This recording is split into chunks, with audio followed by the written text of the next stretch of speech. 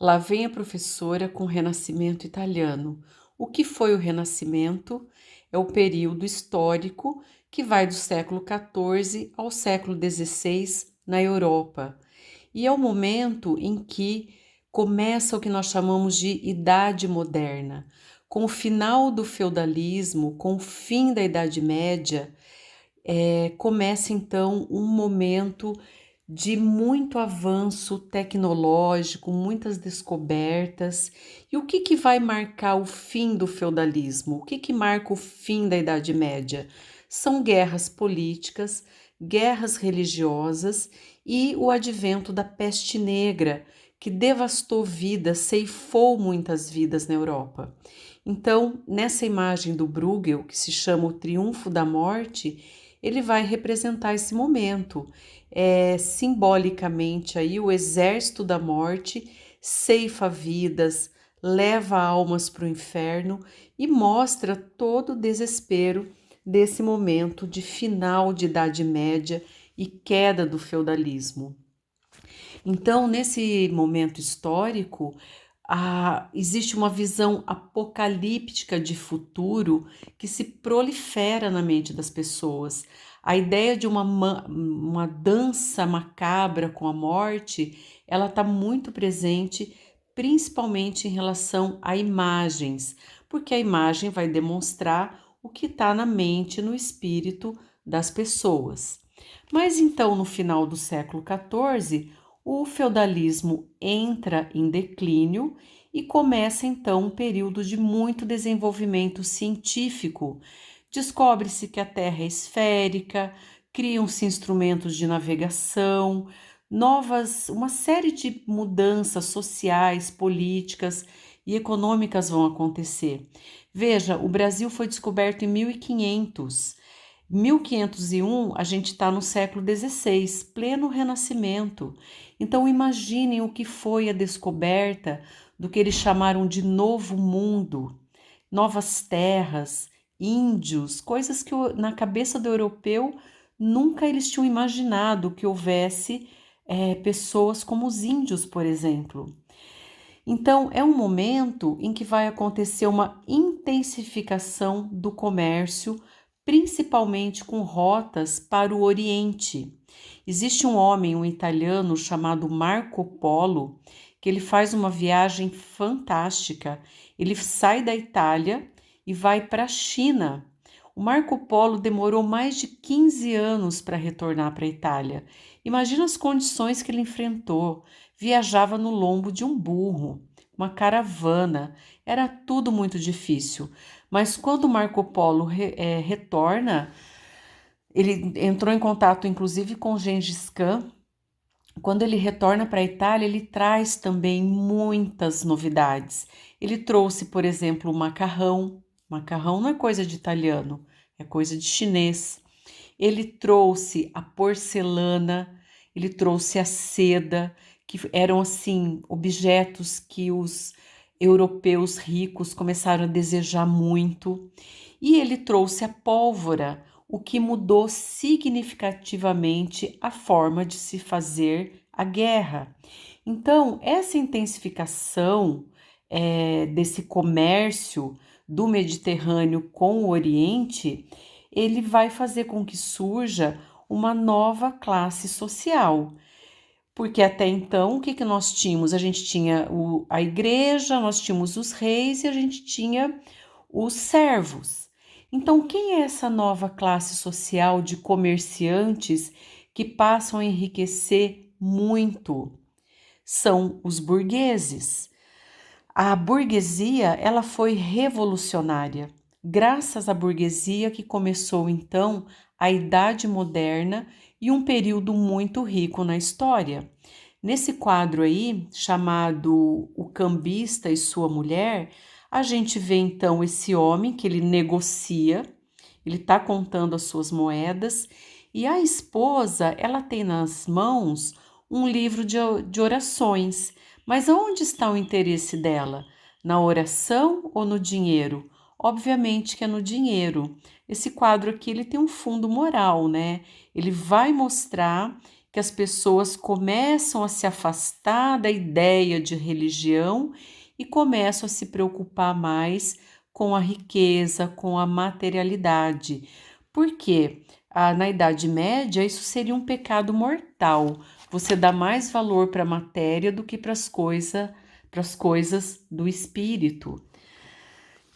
E o termo burguesia, ele está relacionado à palavra burgos. O que eram os burgos?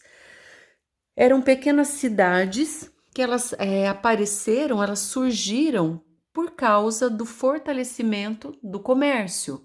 Até então, todo mundo vivia em feudos, afastados, eram pouquíssimas cidades. Então, esses burgos, eles começaram a fortalecer realmente o comércio e vão a contribuir, então, com o declínio do feudalismo. E veja, esse momento é interessante porque começa o questionamento de quem tem mais poder na sociedade, os burgueses, o clero ou a monarquia. E conclui-se que, de fato, é a burguesia que sustenta muitas vezes a igreja e sustenta também a monarquia por meio do seu trabalho, da sua inovação, do seu comércio. É a burguesia que sustenta, então, o início da Idade Moderna. E a modernidade, ela foi marcada também com o nascimento de muitas mentes brilhantes. Nesses 300 anos de renascimento, muitas mentes brilhantes nasceram nesse pedaço de terra. Eu trouxe alguns intelectuais aí e políticos, né? Mas são muitos que apareceram. Então a gente tem o Maquiavel, que escreveu O Príncipe, que é um manual de política, como que um governante deve se comportar em relação aos governados. Até hoje os políticos estudam O Príncipe do Maquiavel, é um clássico, é um livro que todos devem ler, inclusive. Dante Alighieri com a Divina Comédia, Copérnico, Giordano Bruno, foi um padre que inclusive morreu queimado numa fogueira da Inquisição, Lutero, Galileu, homens que começaram a questionar os dogmas da igreja, que até então falava o quê? O Sol gira em torno da Terra, a Terra é o centro do universo. E aí não, surge a teoria heliocêntrica, enfim, avanços científicos muito significativos se deram no Renascimento, graças à injeção de dinheiro da burguesia também em muitas pesquisas. Nós tivemos no Renascimento, em relação às artes, grandes famílias que eram famílias que tinham o que nós chamamos de mecenato, eram os mecenas. Que é um mecena? É uma pessoa que é um defensor e um promotor da arte, ele investe o seu dinheiro na arte. Então, a família que foi a mais importante para o Renascimento italiano, que se deu em Florença, é a família dos Médici. E o Cosme, o velho, é o patriarca dessa família. Ele que começa a trazer livros para serem traduzidos, e ele tem um lema, ele falava o seguinte: tudo isso me deu a maior satisfação e contentamento, porque honram não só a Deus, como a minha memória. Ele está falando da arte, honra a Deus, mas honra a minha memória. Então veja, a arte como promotora de uma família, como promotora de um homem. Então, durante 50 anos, não fiz mais do que ganhar dinheiro e gastar dinheiro, e tornou-se claro que gastar dinheiro dá-me mais prazer do que ganhá-lo. Então, isso é uma frase do Cosme o Velho. E esse homem, ele trouxe uma série de livros chamado Corpus Hermeticus, que hermético quer dizer fechado, né? Então, são livros em grego que foram traduzidos pelo Marcílio Fitino e eram livros que tratavam de assuntos que a Igreja Católica não concordava. Então, por exemplo, no Corpus Hermeticum, era uma coleção de 24 textos, aonde eram pensadas questões sobre a natureza do divino, sobre a natureza de Deus, era discutido como que surgiu o cosmo, se o homem caiu ou não caiu, se ele pecou ou não pecou, noção sobre verdade, noções de bem, de beleza, tudo que a igreja não queria discutir. Então, era um conhecimento oculto, era um conhecimento que mostrava uma outra visão da criação, uma outra visão de Deus. E o Marcílio Fitino foi o grande tradutor desses textos. E ele traduziu também toda a obra do Platão. Por isso que a gente fala que no Renascimento italiano existe o neoplatonismo, o novo platonismo. E o Marcílio ele traduz amando do Cosme, o Velho. E ele funda também o que a gente chama de academia lá em Florença. A academia ela tinha uma pedagogia onde eles trabalhavam o trivium e o quatrivium. Quem que ia para a academia? Quem queria ser artista. Então essas pessoas entravam em contato com um conhecimento muito antigo, um conhecimento que era proibido para a maioria das pessoas, tá? E estava embasado na gramática, na retórica, na dialética, na aritmética, na geometria, e nós já vimos como a geometria está vinculada à ideia de criação de Deus. Estudavam música e astrologia. Então, muito desse conhecimento, que não poderia ser público, ele vai aparecer escondido nas imagens que foram produzidas nesse momento pelos artistas. O Lorenzo de Médici, chamado O Magnífico, ele é filho do Cosme, o Cosme o Velho, né? O Lorenzo foi o grande mecenas, ele herda do pai esse amor pelo conhecimento, esse amor pela arte, e ele vai patrocinar muitos artistas, vai patrocinar muita gente importante no Renascimento italiano. Outro advento que marca o Renascimento é a construção da cúpula da igreja da Catedral de Florença, que chama Santa Maria de Fiori. Muito tempo essa igreja ficou sem cúpula, ninguém conseguia fazer. Até que chegou um matemático, um arquiteto chamado Felipe Brunelleschi, falou: deixa comigo, eu vou resolver esse problema. E ele projeta essa cúpula imensa, isso marca o início mesmo do Renascimento, da questão científica, matemática, que assim, permeia, sustenta toda a mentalidade do Renascimento. O conhecimento é muito valorizado. Então, o Brunelleschi, ele projeta essa cúpula em formato octogonal, ela tem 54 metros de diâmetro, quase mais de 100 metros de altura. Ela é feita com tijolos perpendicularmente dispostos e ele usa uma técnica chamada espinha de peixe. E ele consegue fazer uma coisa extraordinária. Até hoje, arquitetos vão estudar a matemática que o Brunelleschi usou para construir essa cúpula, porque é incrível as dimensões dela e como que essa cúpula não caiu.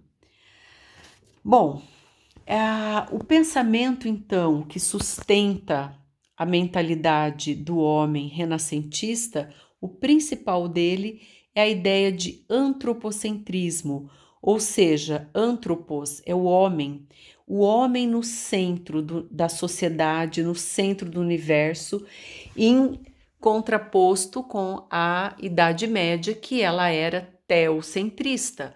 Theos é Deus, Deus é a coisa mais importante. Aqui não. Há uma mudança e eles passam a valorizar o homem. Então veja, nessa imagem chamada Criação do Homem, que é uma pintura mural no teto da Capela Sistina feita pelo Michelangelo, a gente percebe claramente que não existe uma diferença hierárquica entre o homem e Deus. Deus está do lado direito, muito vigoroso, a gente sente ali até um vento que bate, né? E o homem está estendendo a sua mão para receber a vida de Deus. Mas veja, gente, o homem e Deus estão quase na mesma altura, quase na mesma linha. Isso tem um significado simbólico. Vocês sabem que na arte, quem é importante está sempre pintado mais alto ou maior. Então, aqui, Criador e criatura ocupam quase a mesma posição no espaço. O homem está um pouquinho abaixo. E veja, eu tenho um corpo nu, um corpo belo, eu não estou mais cobrindo esse corpo por causa da ideia do pecado. Outro pensamento que vai surgir no Renascimento é a ideia de individualismo, ou seja, eu sou uma pessoa que, pelo meu esforço, pelo meu mérito, eu posso criar coisas, eu posso conseguir coisas, então eu faço, eu realizo. É aqui no Renascimento que vai surgir a ideia de artista como nós conhecemos hoje, ou seja, alguém com poder de criação, alguém que teve uma ideia que vai ser valorizada, alguém que assina a sua obra, fui eu que fiz. Então, o individualismo, ele vai estar muito presente na mentalidade renascentista. E o racionalismo e o experimentalismo, a razão, a inteligência é a maior potência do ser humano. É ela que me diferencia dos animais e é ela que me torna quase um deus, quase uma figura divina. Essa é a mentalidade renascentista. Pelo conhecimento, eu vou me tornar divino, vou me tornar assim quase um deus. Então, o racionalismo, o experimentalismo, né, a ciência, ela começa a ter que ser provada. Eu não tenho mais só a ideia, Deus falou, a igreja falou. Não, eu tenho que experimentar, eu tenho que testar. Então, aqui também a gente tem o nascimento dessa ciência moderna. Inspiração na antiguidade clássica. Óbvio, no Renascimento, o próprio nome do movimento artístico já diz, renasce a ideia da filosofia grega, dos estudos da matemática, da geometria. Então, nessa pintura, também uma pintura mural feita pelo Rafael Sanzio, ela é chamada de A Escola de Atenas, ele vai representar todos vários dos filósofos da Grécia Antiga. Vai aparecer o Platão, o Aristóteles, o Diógenes e a ideia de academia, que é um lugar onde você ensina, você sistematiza um corpo teórico de um conhecimento, né? Você vai venerar, eles veneravam de fato a tradição clássica, tá? Então, o nome Renascimento, ele foi dado por um biógrafo chamado Giorgio Vasari. O Vasari escreveu um livro que existe até hoje, que é um guia do Renascimento, chama A Vida dos Artistas. Então ele escreveu sobre a vida de vários pintores, arquitetos e escultores renascentistas, e o Vasari que vai dar esse nome de Renascimento para esse movimento artístico. Hedonismo, a busca da felicidade, a busca pelo prazer. Então, eles se voltam para essa filosofia do Epicuro e buscam, de fato, a felicidade. Não é mais vista como pecado, né? Eu não preciso estar aqui para sofrer. Eu posso ser feliz, eu posso alimentar o meu corpo, além de alimentar o espírito. Porque a gente não pode confundir hedonismo apenas com os prazeres da carne. Os prazeres do espírito também entram nessa conta do hedonismo, né? Porque não é só a carne, eu preciso alimentar a minha alma também para ser feliz. E o Renascimento italiano, ele é dividido em períodos, tá? Então a gente tem um primeiro momento, que é um momento de transição, porque as coisas não são estanques, né? Olha, acabou hoje, amanhã começou o outro. Não. O feudalismo foi decaindo, foram surgindo inovações, existe um momento ali onde as coisas se misturam. Esse primeiro momento, que é no século XIV, ele é chamado de 300, tá? Então, quando vai aparecer o Dante Alighieri, o Giotto, Boccaccio, o Dante e o Boccaccio são escritores, né? Escreveram a Divina Comédia, o Decameron, que são livros muito filosóficos. No caso do Boccaccio, ele era muito crítico, satírico. O segundo momento é o Quattrocento, que vão aparecer grandes artistas, Sandro Botticelli, Leonardo da Vinci, e o Cinquecento, acho que é até nome de carro, né? Também chamado de Alto Renascimento, é onde vai aparecer justamente o Rafael Sanzio e o Michelangelo, muitos outros, né? Estou citando esses apenas como um marco aí desses momentos. No Nascimento de Vênus, que é um quadro do Sandro Botticelli, a gente vai notar a questão da matemática, a forma como ele compôs esse quadro. É muito típica do Renascimento italiano. A gente vai estudar esse quadro no outro momento, vamos falar da leitura simbólica dele. Agora a gente só vai ver a questão da composição. O que é a composição? A forma como o artista organizou os elementos na superfície aí da tela, da parede. Então, no caso, a composição mais comum no Renascimento italiano é a composição piramidal, ou seja, eles usam o triângulo para organizar os elementos na superfície das suas pinturas. O triângulo, o círculo e o quadrado são figuras místicas. Nós vamos entender isso na próxima aula. Isso não tem apenas um significado matemático e racional, tem também um significado simbólico. A Mona Lisa, pessoal, é um dos quadros mais importantes desse período. É, inclusive, o quadro, acho que a imagem mais conhecida no Ocidente. A Mona Lisa também, não dá para falar dela em 5 minutos, a gente vai fazer uma aula à parte. É um quadro muito importante. Ela parou o trânsito lá em Florença, as pessoas faziam fila para ver a Mona Lisa, e vocês vão entender melhor isso numa outra oportunidade. E não fica pensando aí, ai, mas ela é tão feia, professora, porque ela é linda e eu vou provar isso para vocês. Hoje a gente só vai ver a questão da composição. Nós também conseguimos inserir a Mona Lisa em um triângulo. Ela também está numa composição piramidal. Isso é bem típico do Renascimento. A imagem em primeiro plano, o que é mais importante, no primeiro plano, em formato piramidal, e depois a perspectiva, a profundidade que me dá essa noção, né, de terceira dimensão nessa superfície bidimensional. Essa imagem também do Rafael Sanzio é típica da estética do Renascimento. Eu tenho aí no primeiro plano esse grupo, né? Se trata de uma pintura sacra, obviamente aí é a Nossa Senhora com São João Batista e o Menino Jesus. Ela também está numa composição piramidal.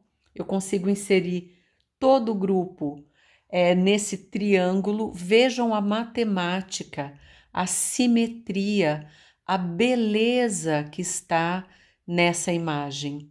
Lembram, né, da questão do Donald, do país da matemática? Lembra como a matemática, ela tá ligada a uma ideia de simetria, de proporção e de beleza? Então, a beleza é muito importante no Renascimento italiano. Olha o rosto da Virgem. Eles buscam uma beleza ideal, tá? Assim como os gregos. Então, eu tenho aí o grupo no primeiro plano, composição piramidal, e atrás eu tenho toda uma perspectiva, uma profundidade que me permite enxergar até lá no fundo as montanhas e a linha do horizonte. Para fazer isso, o artista usou matemática, geometria. Então, o artista do Renascimento, ele não era só pintor. Não, ele era pintor, escultor, matemático, músico, geômetra. Ele era um homem completo. Diferente de nós somos especialistas. A gente sabe muito pouco de uma coisa só, tá? Então eu sou só professora de arte, sei alguma coisa disso. Você vai no médico, ele vai olhar o seu joelho, porque ele é especialista em joelho. O outro é especialista no seu pé, no seu cotovelo. Então, a gente tem, porque nós produzimos muito conhecimento também, não tem como a gente saber tudo, né? A gente não dá conta. Então, a gente especializou. O homem do Renascimento, não. Ele abarcava o máximo de conhecimento possível. Foi o caso do Leonardo da Vinci, né? Aqui é uma escultura do Michelangelo, que chama Pietà. Pietà é um gênero de escultura, de pintura, aonde a Nossa Senhora segura o filho morto nos braços. É uma escultura belíssima, ela está lá no Vaticano. E também aqui a gente tem a questão piramidal. Também consigo inserir essa imagem em um triângulo equilátero. Então, é típico do Renascimento italiano esse tipo de composição artística. Aqui uma curiosidade, no peito da Virgem tem uma faixa, né, que atravessa esse peito e vai aparecer a assinatura do Michelangelo Buonarroti. Foi a única obra que ele assinou, nenhuma outra ele assina. E é nesse momento que os artistas começam a assinar.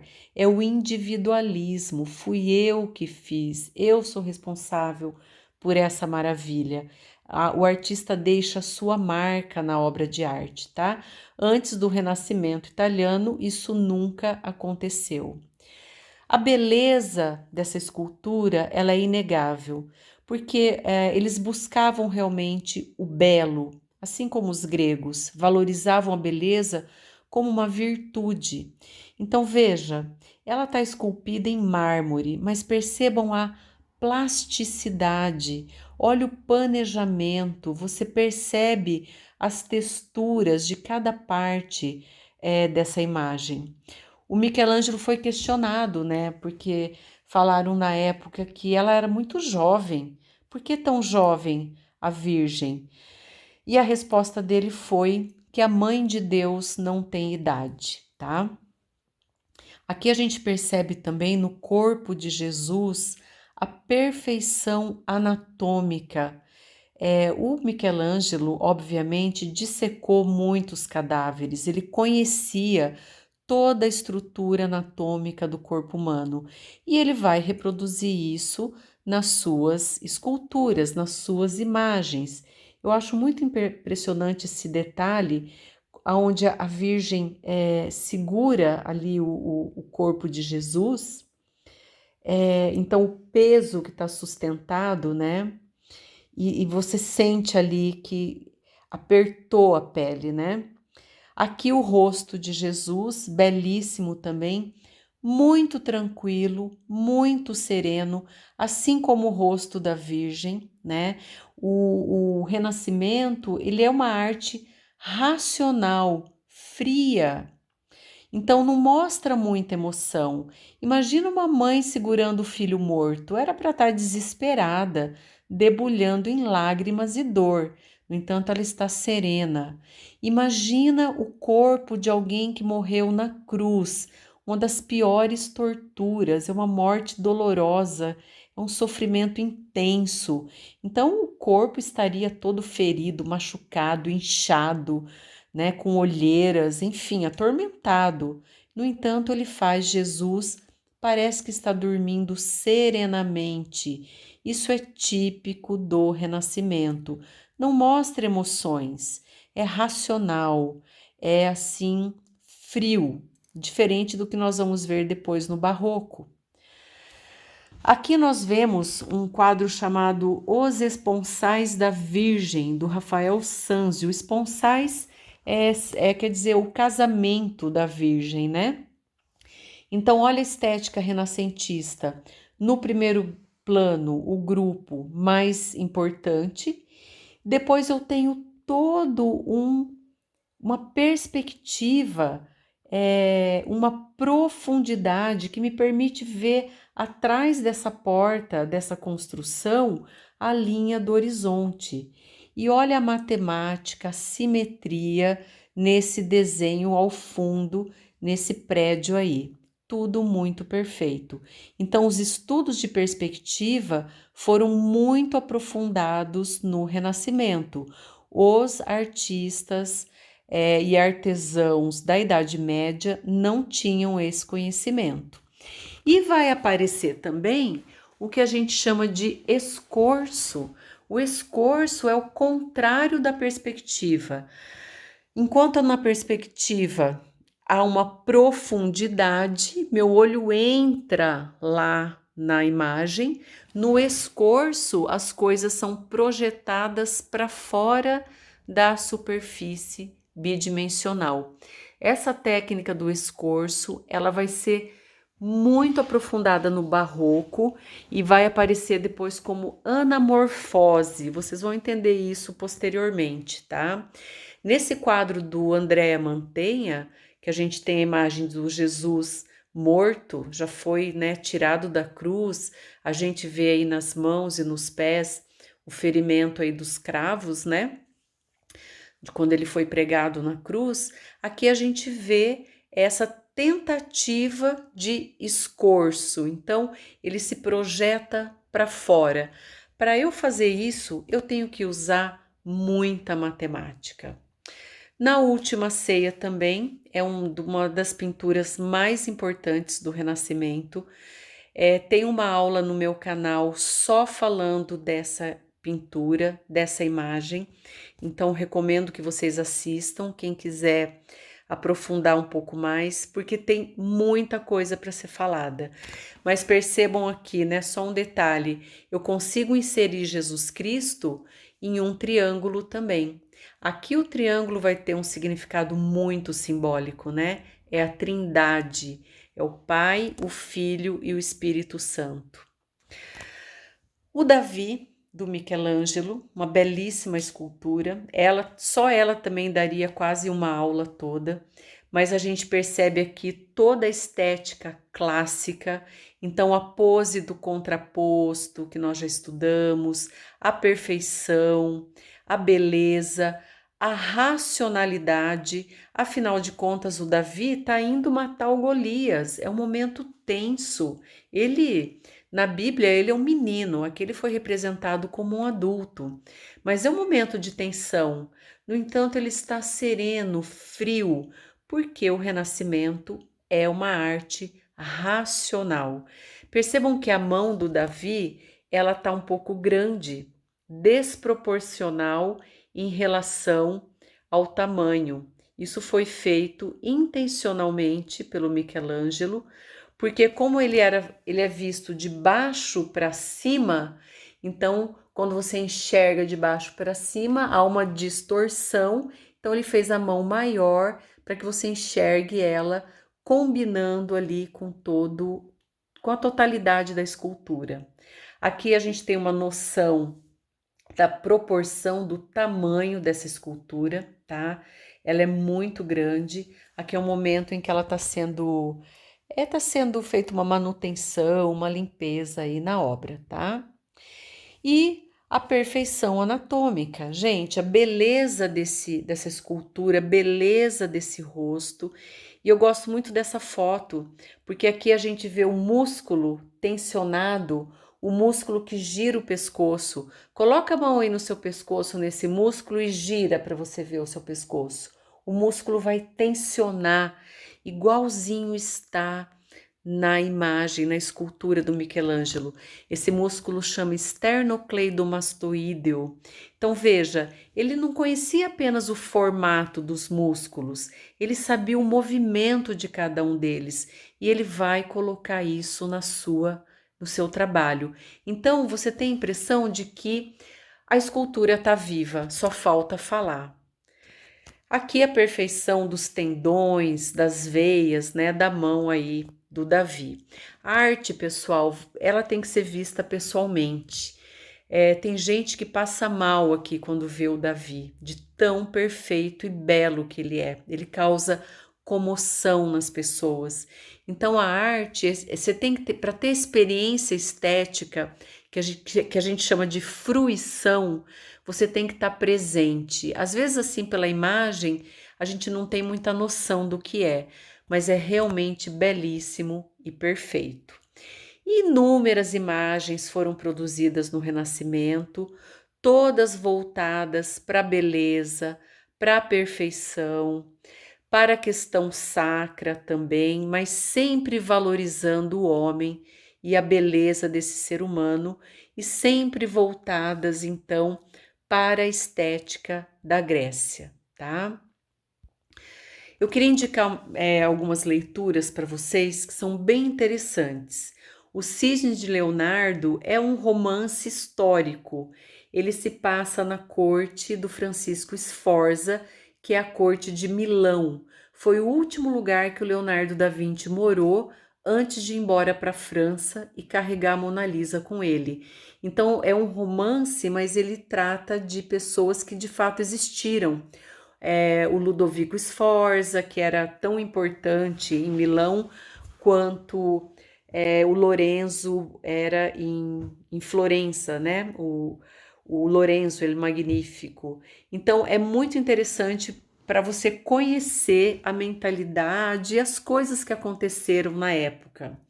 O Chapéu de Vermeer vai tratar das grandes navegações e mostrar para a gente que a globalização começou há muito tempo, não é coisa do nosso século. E o Renascimento Italiano é um livro técnico, né, que vai tratar especificamente desse período, para quem quiser saber um pouquinho mais. Eu espero que vocês tenham gostado. Um abraço, que lá vai a professora.